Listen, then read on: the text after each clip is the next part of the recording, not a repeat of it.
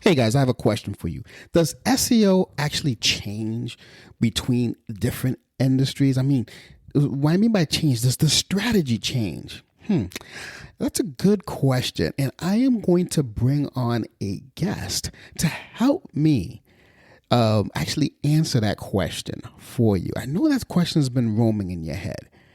And I'm going to bring on someone who does exactly what I do, but for different industries. And you'll see how similar our strategies are. So without further ado, enjoy the episode.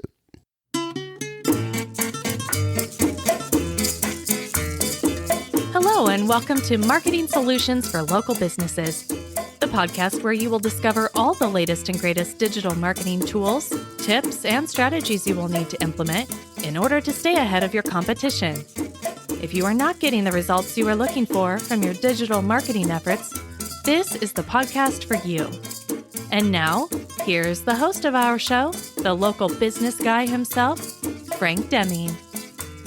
Hello, everyone. This is Frank Deming, the local business guy, and welcome to another episode of Marketing Solutions for Local Businesses. Happy Wednesday. Happy hump day, everyone. I hope you guys are having a rockin' week thus far. Today, as I say in a pre-intro, I have a wonderful guest. I have a rock star of a guest. Someone that's going to knock your socks off when it comes to SEO. She's super duper knowledgeable in the topic. That's why I wanted to bring her on. So again, you guys don't have to listen to my boring voice all the time. So without further ado, I want to introduce you to Brittany Murphy. Welcome to the show, Brittany. Thank you, Frank. And thank you everybody for having me. Awesome. So I already said some things about you in the pre-intro, Brittany, but in your own words, who are you and what do you do? Well, I am the Socks Knocker Offer Murphy is what my name is. Love it. Yeah. So what I specialize in is I've been with a digital marketing company for the past 8 years here locally in Louisville, but we have niched ourselves down to really focusing on great websites and websites that gain new leads, especially in the home trade service industries is kind of what we specialize more in. So all your guys that work in the roofing, plumbing, electrician, fencing, tree care, all those niches are the ones that I'm really trying to actively help and letting them know what needs to be on their website and how to make that website do better for them. Awesome. Out of curiosity, what made you select that particular niche? Well, twofold. One half of it was we started actually getting a good client base that was already in the home trades. And at the end of 2019, we were kind of thinking that maybe we should start to specify with just those guys, and especially if we're focusing on those, you have all the experiences, you have the processes, everything that needs to be. And I do believe the more you can niche down, the more you can actually be a real expert at those activities. And then the glorious C word hit all of us. And so thankfully to COVID, trade services were the guys that were out there the most. They were essential employees, basically. They were the ones all the way out there, making sure that they're on the road, making sure everyone's homes are heated or cooled. Their roofs are not leaking, their plumbing's not overflowing. And so it's because they were so active, we kind of really noticed the correlation that with those emergency trade home services, no one's really going a lot of places to check them out. They're going straight to Google. They're typing in, I need a roofer near me. And the guys who rank are the guys who get the business. And so it's a really good reflection in that what we've niched down to is really focusing on search engine optimization. Well, these guys' best friends is because that's what really got them there when people had that need and that issue and they needed a service provider. So it's just kind of a beautiful reflection of, the timing, how it all worked. And we already had over 50% of our businesses were in the home trades. And so now we're about to like 80% home trades. So we still like to help a lot of people, and Frank and I, we had a conversation off camera about as far as, his specialization, a lot of professional services, how my kind of guys, we really honed it on this with it. So I think being able to do that, it allowed a lot more relationships to be built. And, I'll be honest, my family came from blue collar working. So I knew what it meant to live and breathe by if your family is getting business, that meant you ate great. If your family is not getting business, well, that changes the tide. So I really want to make that impact for those type of families who own a local business, and especially in that home trade side of it. Yeah. Knowing the lingo and the industry that you service is so important, especially when we're doing SEO. So I want to touch a little bit about SEO for a minute, because you are an expert. I consider you an expert in the industry. You've been doing it for a long time. So let's discuss the differences and the approach when you're doing SEO, say for the blue collar industry versus the professional services. What's your take on the differences, if I may ask? I mean, you're still creating content. I think the nuances and what type of content you're creating is really where the biggest differences lie. So, for example, people might be asking questions on how to unclog a toilet. So you still probably want to write a blog post on how to unclog that toilet. But the idea of what you're trying to write is really knowing that you want the person who just wants to outsource. They do not want to have the plunger. They do not want to be in their bathroom all day. So what you're trying to create more is the aspect of letting them know, like, you're the solution. So you can offer that type of solution, but really kind of reinforcing what you're doing with it. The idea more, in a sense, is making sure 100% your services are known in the area in which you do them. And when it comes to a lot of the trades, there are things, just because of the construction world, that are very particular. There's older buildings, there's different types of structures that might be worked upon. And I really feel like creating content to speak to those type of situations are kind of what helps the contractors as well. I just spoke to an HVAC company. He does a lot of residential. So the content we create, probably very similar on all aspects of SEO, no matter what industry you're in. But the commercial side of what he's doing, well, he's really trying to hone in churches. He wants to help them because he knows that they usually get a lot of problems when they have HVAC because of larger buildings, and he kind of wants to cut them a break. So that's the type of language we're trying to use on his, to really make sure that it's understanding of the type of buildings he's trying to get. So if they could search for it, they can kind of hopefully find him there. But what have I not named, Frank, that you would say? No, I mean, that's you touched on a lot of things there, and it's so funny because one of the biggest differences in that world that you live in is the fact that in my world, for instance, if I'm doing SEO for a dentist, I will never write a post. No one's ever going to think about, hey, how do I pull my own tooth out, or how do I put my own filling? So my content has to be more of positioning my dentist as the expert in the local area, kind of thing. So it's a huge difference. I mean, yes, marketing is marketing, but the approach that you go is totally different. So I'm glad you said that. That was brilliant, actually. Thank you. See, Frank only brings experts on, as we've shown so far. Oh, 100%, 100%. So let me ask you this, in terms of, we're talking about SEO. How important is design of the website in terms of SEO? Does that play into it, or can you send traffic to an ugly looking website, but it has the right words? What's your take on that? Well, I think Frank already kind of knows the answer, but my take on it as well is, your website is your 24-hour, 7 days a week salesperson. So if you would like that salesperson that you're hiring, paying good money to, because again, you're usually spending money when it comes to marketing. So think of it like an employee. If you would like that employee to pull up in a beat up truck, flat tire, wearing clothes that are half on their body, not wearing a logo, not looking great, didn't brush their hair that day, do you think that client's going to let them come into their home to service anything on their house? Probably not. Yes, exactly. So my take on this is, you do not need all the bells and whistles. And I'm probably the first advocate on the fact of, I don't like flashy, shiny. I don't like too modern. Simplicity is really where it comes down to. So when you're thinking about the design of the website, am I getting the information I need as quickly and as simply as possible? So your verbiage does matter. The things you say do matter. The things you have on that homepage and on the website, they do matter, but it's all about just making sure it's the right information and the right place. I've seen a lot of websites where they're trying to make them very snazzy. There's links to take you different places, to see videos, to see parts of the home. those are great. I mean, if someone wants to spend time on your site and look at all these things, that's great to have it for that type of person. But when I'm really looking at these websites, again, everybody's on a time crunch. You are not their priority. You are there as a solution to get something done for them. So making sure that the website speaks to what you do for them and they can easily see that information is really where I lean more towards the fence. So it's kind of in a nice little mid spot of it needs to look good because that's when sometimes we're first and only impression you may give someone.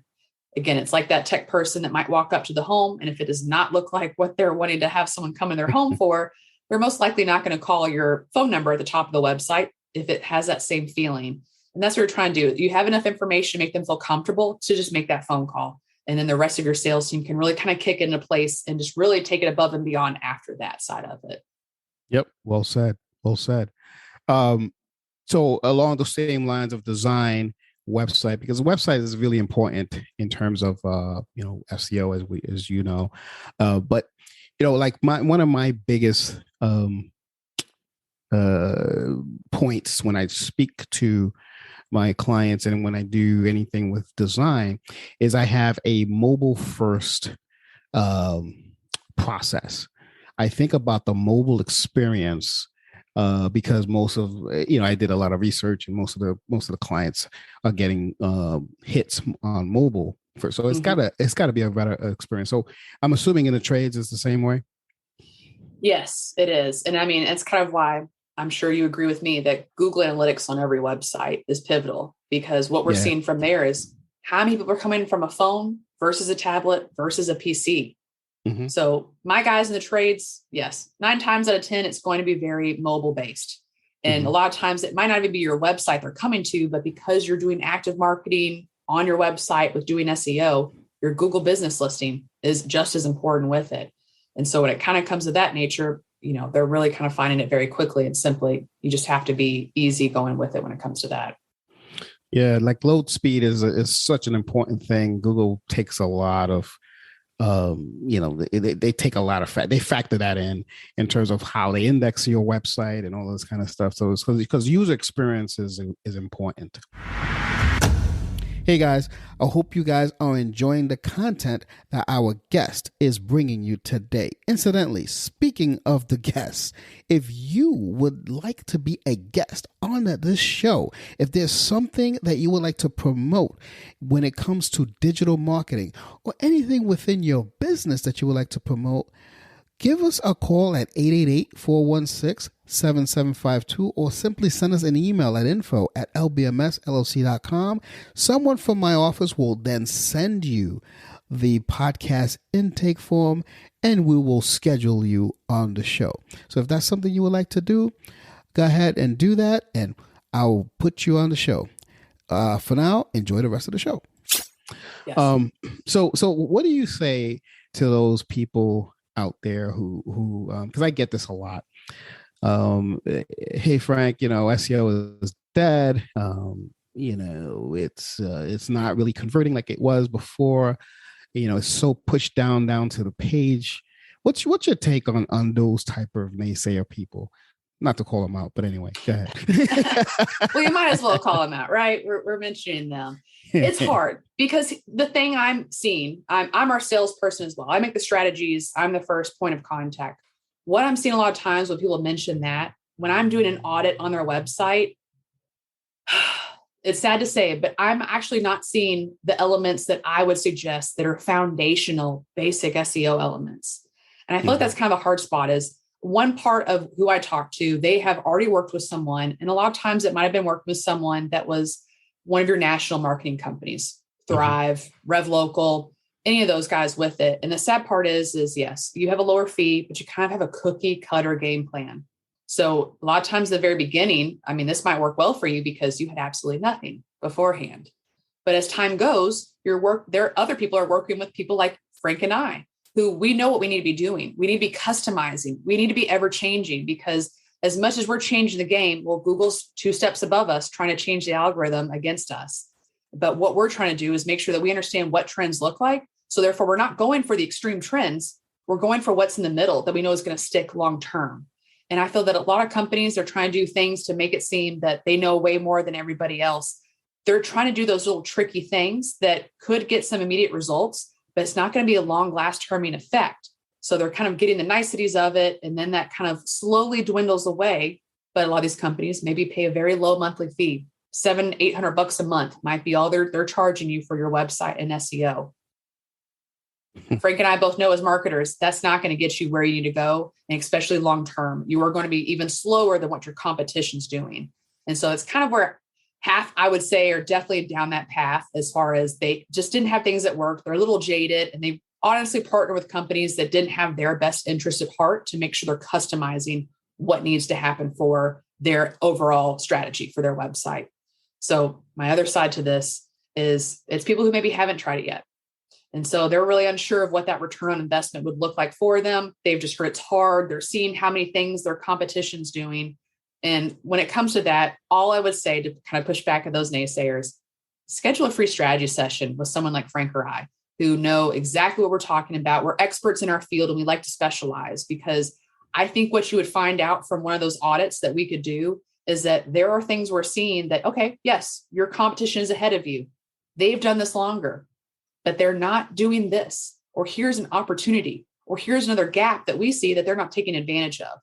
There are still many ways to kind of work the content gap system, as you might want to say, of they might be doing great for this, but there's always alternatives around it. And I feel like that's where if you work with a specified SEO company, then they're able to do that keyword research and find those opportunity gaps for you, versus most large companies just going after those main keyword terms, roofer near me, different things of that, versus, well, some people are deciding, should I do shingles or should I do metal?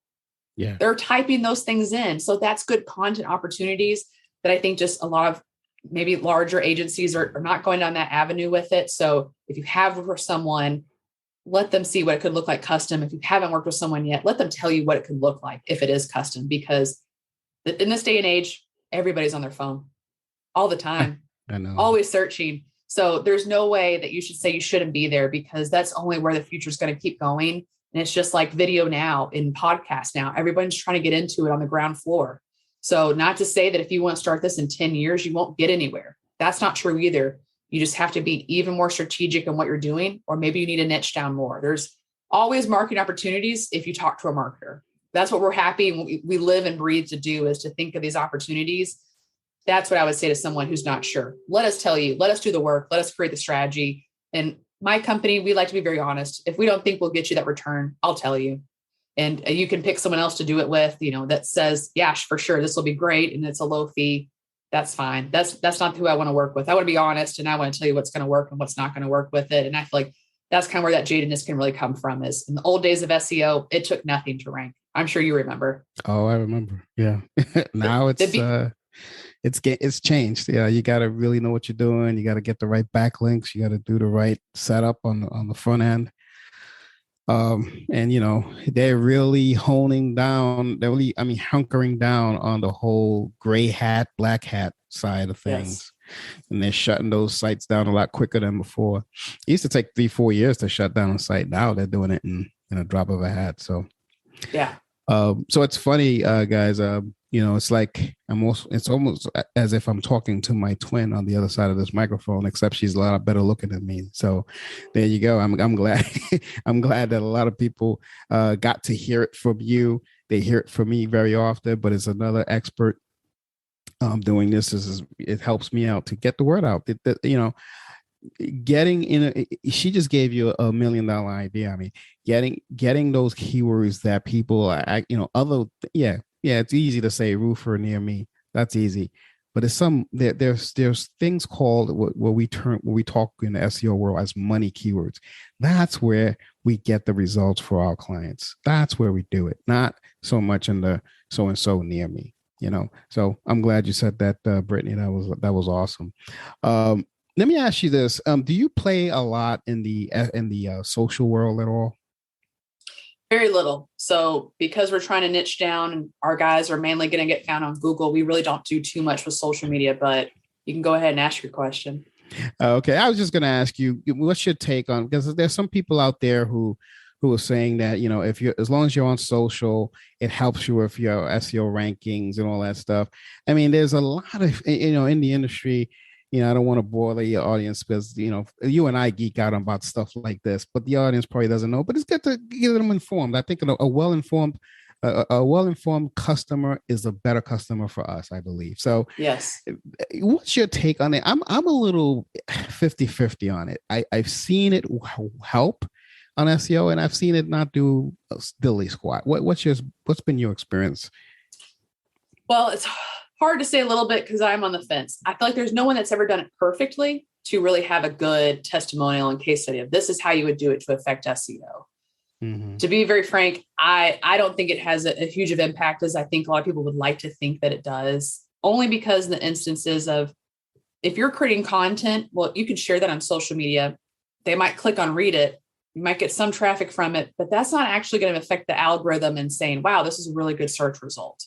I think actually having that good content that can get found on its own is kind of more pivotal than in the hopes of kind of sharing that on social media and then kind of hoping it goes there and maybe kind of get some exposure that way. Now, The differences are, do you have something that's very neat, niched, fun? Well, if you could go viral off something, that could dramatically change everything. The fact you could have so much traffic to your website, if you could change and create the content, kind of go with it to keep those people on there, I think that's kind of what would make an impact as well, is because let's just say if you were featured on BuzzFeed, well, that's going to help with SEO. You got a link on their website, so that's going to help with SEO. They're sharing you on social, that's going to generate the traffic, but that's not a long-term solution. And there's never a way you're going to go viral on everything. But if you could get that type of situation to come together for you, yes, definitely. But most of my guys, when it comes down to it, the reason we're not even looking at social is because, yes, if your roof is leaking, this is winter, if your furnace breaks and you are freezing, well, you're not going to social media. You are immediately going to Google, Yahoo, DuckDuckGo, typing in to get an HVAC company to come to you as quickly as possible. So I don't think it helps too much with SEO, but I do think it is a huge thing when it comes to conversion. You need to at least have that good presence. You need to showcase what you're doing, because what I love when companies do it correctly, showcasing their culture, showcasing their before and afters, really just kind of talking about what they do and giving that personality to it. That's what social media does an excellent job at if you put the time and the content to do that. And that's kind of where, even with our strategy, it's the shoe cobbler's kit analogy. We're not doing as much for ourselves as we do for our clients, but that's what we're trying to do a lot better job moving forward, because we want to practice what we preach. Exactly. And so knowing that, we know that what people want to know about us is more actually about us. And I think that's a great place to kind of put that on social media, because it is a personalized platform. We're trying to connect on these places. So if you can give that type of information, someone might find your website, they look at your reviews, those look good. They might quickly click that Facebook icon or that Instagram icon. And if they're on your Facebook and they see, wow, here, look at them. They do community service. They just did this project. Look how good it looks. And oh, look, they just celebrated someone's birthday. I bet that these people would show up and clean up after they're done. And again, I'm kind of talking about my trades guys, but that's really what people are kind of looking on. It's just those clarifications to make sure that this is a good call when they make it, because a service job versus a complete install of something new, well, we all know it might cost just a little bit to get 2 shingles replaced on our roof. Right. It's a whole other ordeal if we have to spend thousands of dollars on a whole roof replacement and deal with insurance and go through all those hoops. You want to make sure you're working with a good company. And so all those entities that you have really do need to speak to one another to make sure you're giving that good first impression for your company, even if that might not be through SEO on the social media side. 100%. I got to share this funny story with you. There was a client of mine who was told that, like to really boost up his social, his SEO, he wanted, he needs to do it with social media as well, yada, yada, yada. And I said, my honest opinion is he's just trying to upsell you. Yeah. At the end of the day, you got to think about it. Where is your target client? Yeah. If they're there, that's great. Not to mean it helps social or SEO side of it, but if they are on social, then you should use that as a part of your marketing strategy. But don't think just because you post, that means your website's going to rank higher. No, because there's a thing called no follow links, which a lot of people don't know about. That's a little technical. Yes. I don't want to get into all that crap in this show, but you know about that. And that's why I was trying to educate them. Yeah. All right. So how do people get a hold of you, Brittany? I mean, this has been awesome. I want people to get to understand the power of your knowledge and understand who you are. How do people get a hold of you? Is there a website, a link that you want to share? Yes. Easiest way to get a hold of me is just a shout, and hopefully I'll hear you. Just kidding. We're a website company, so we have a website as well. Yes.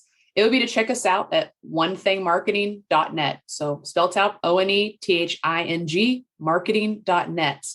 And the Awesome. easiest way would be if you like what I hear, and especially if you're in the trades, you can schedule a free strategy session. The button's right at the top because, again, easy, simplified access is what a website should be.